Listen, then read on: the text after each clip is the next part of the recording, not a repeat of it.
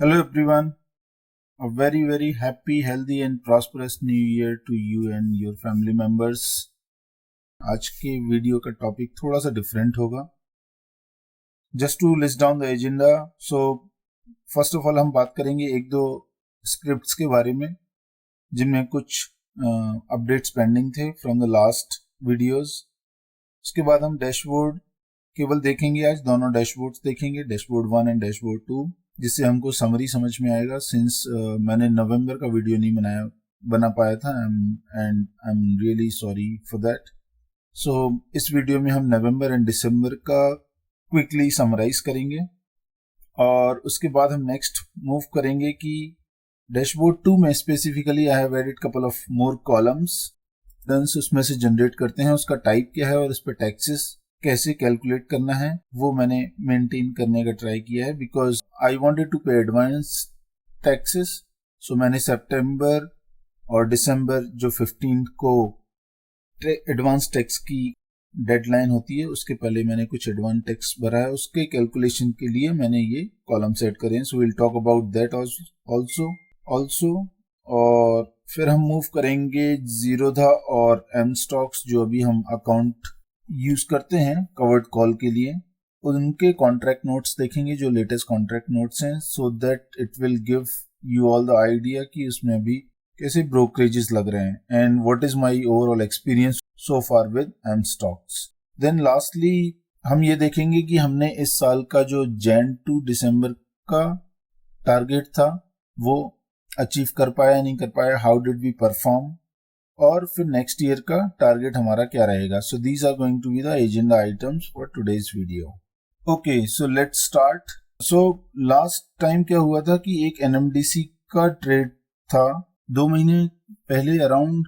NMDC steel उसमें से separate out हुआ था और उसका वैल्यू 30 to 40 रुपीज डाउन हो गया था. सो उसमें से ऑल्दो हमने एग्जिट कर लिया था बट अभी तक एनएमडीसी स्टील के कोई शेयर्स मेरे अकाउंट में क्रेडिट नहीं हुए हैं. सो उसका एंट्री अभी बाकी है. आई एम एक्सपेक्टिंग 20,000 प्लस का उसका वैल्यू होना चाहिए मेरे पास जितने भी शेयर्स आएंगे उसके.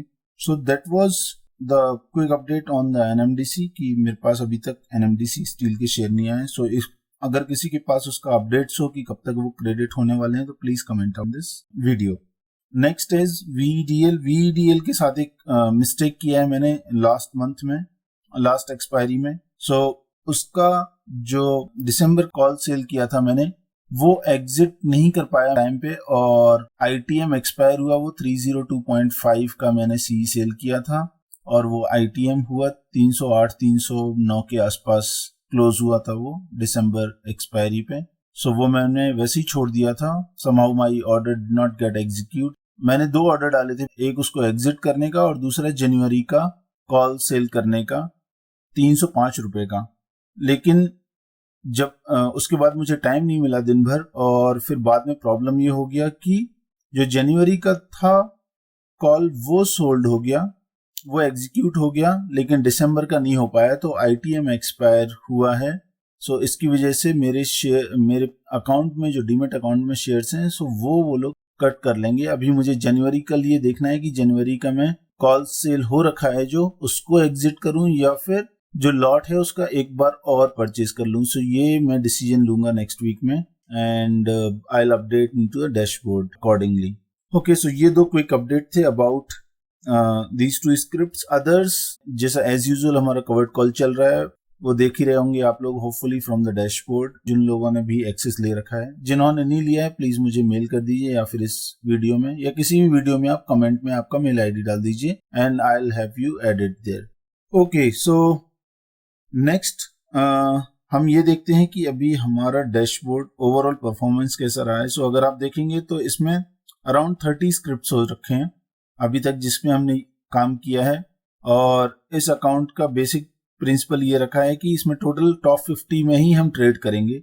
ऑल्दो इसमें 30 एंट्रीज हैं बट इसमें से अगर आप लास्ट 3 देखेंगे तो ये भारत बॉन्ड्स हैं जो मैंने अभी रिसेंटली परचेज करे हैं. सो इफेक्टिवली अभी तक 27 स्क्रिप्ट्स हम हिट कर चुके हैं आउट ऑफ निफ्टी 50 और जो 27 है उसमें से भी अराउंड 13 to 14 ही अभी एक्टिव कवर्ड कॉल्स चल रहे हैं ईदर अगेंस्ट फुल और partial lot.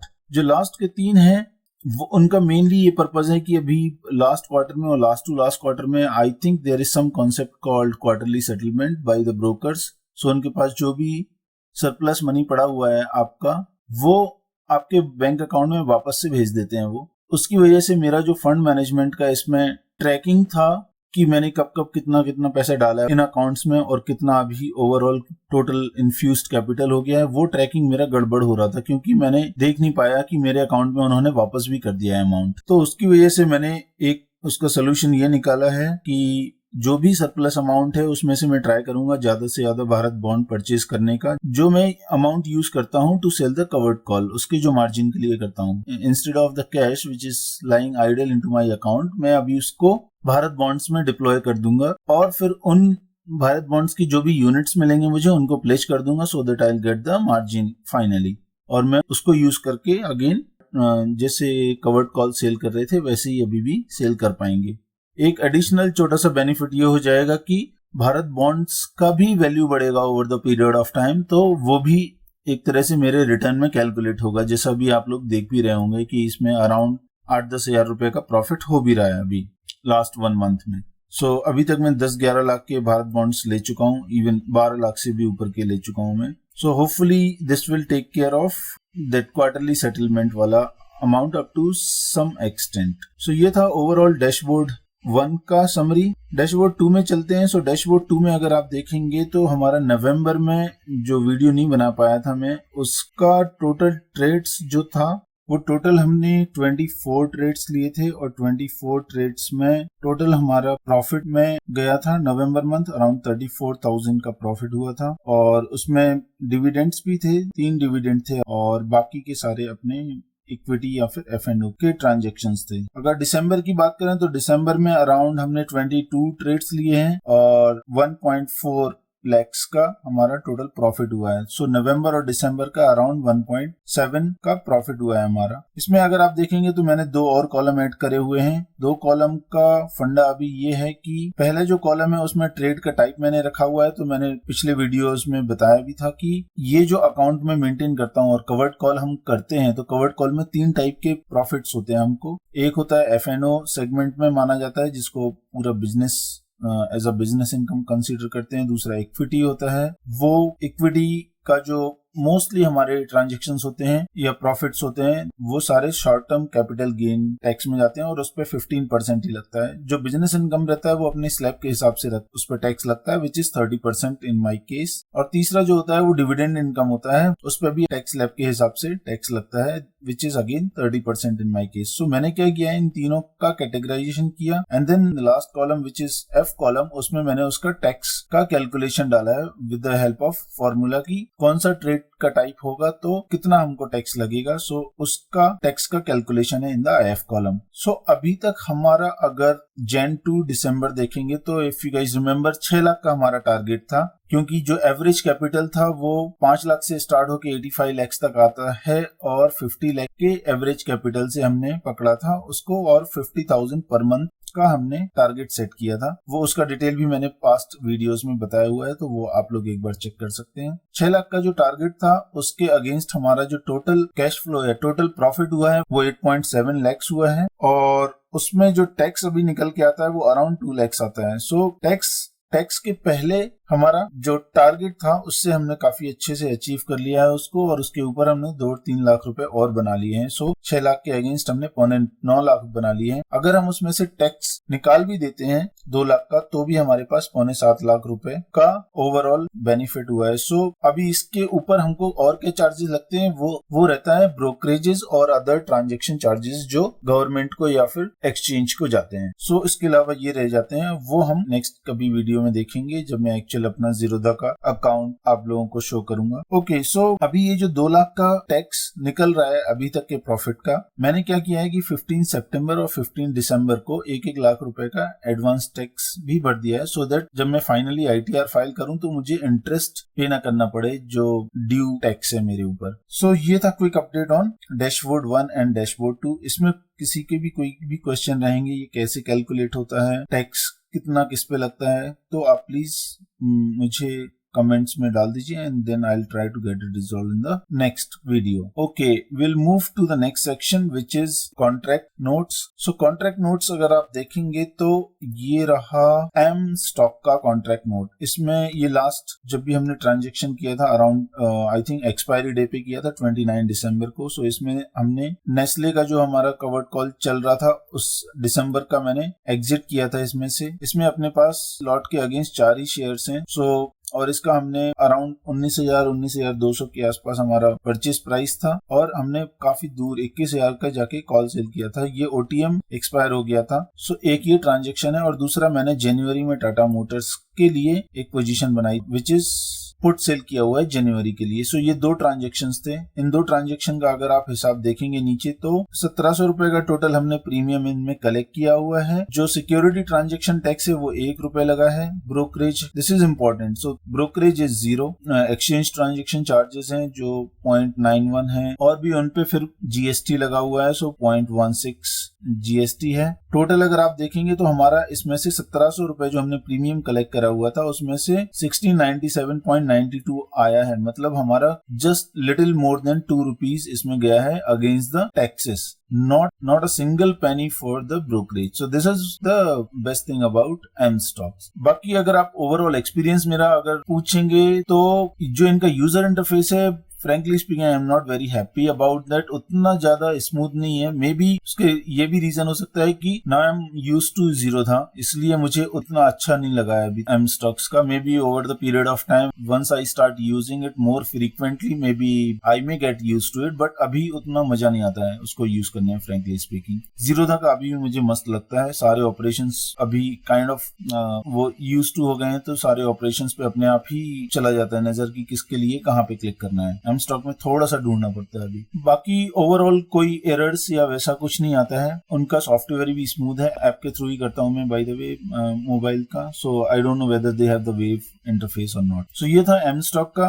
I am very happy about the brokerage वाला या any hidden charges with my experience so far. Hopefully ऐसा ही रहेगा इन फ्यूचर। अगर मुझे थोड़ा सा और इस पे हाथ जम जाता है मेरा इनके ऐप पे तो मे बी मैं काफी ज्यादा इस पे ट्रांजेक्शंस करूंगा क्योंकि मेरा ये सीधा सीधा सेव होगा। Okay, moving on to the next contract note which is Zerodha.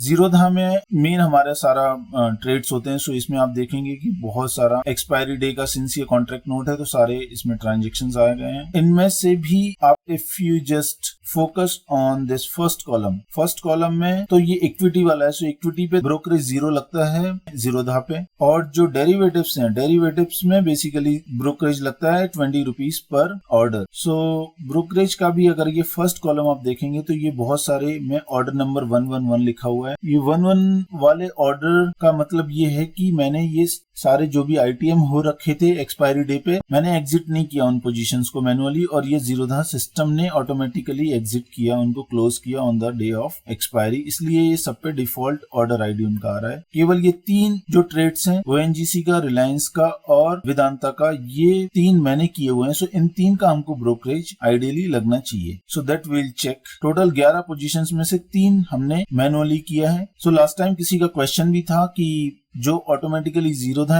Execute करता है, ऑर्डर सिस्टम एग्जीक्यूट करता है, उन पे भी ब्रोकरेज लगता है क्या on the day of expiry for specially for the OTM जो वर्थलेस एक्सपायर होते हैं। सो उनका आंसर अभी हम देखेंगे। तो 11 ट्रेड का हमको 220 लगता है ब्रोकरेज, या फिर जस्ट 3 का लगता है जो मैनुअली हमने 60 किया था।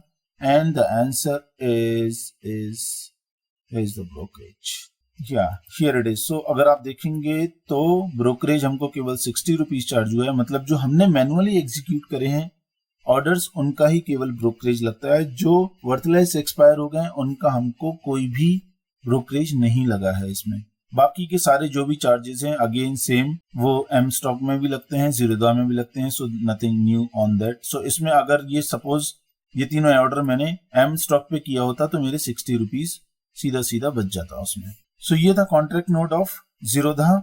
I hope you guys have a fair idea about कि कैसे चार्जेस लगते हैं एम स्टॉक में और जीरोधा में।